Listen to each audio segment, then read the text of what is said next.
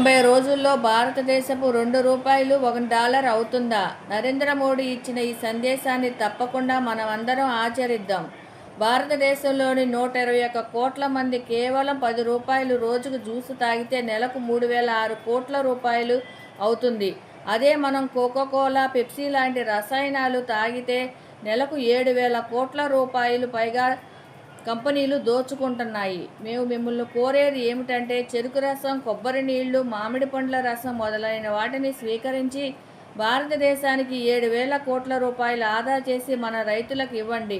అప్పుడు ఆత్మహత్యలు చేసుకోరు. స్వదేశీ వస్తువులను స్వీకరించి దేశాన్ని బలోపేతం చేయండి. మనందరం కలిసి ఈ ప్రయత్నం చేయాలి. ఎందుకంటే ఈ దేశం మనది.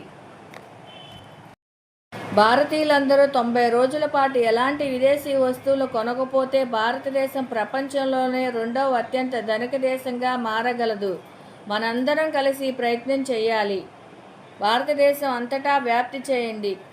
కేవలం 1 మినిట్ మాత్రమే పడుతుంది.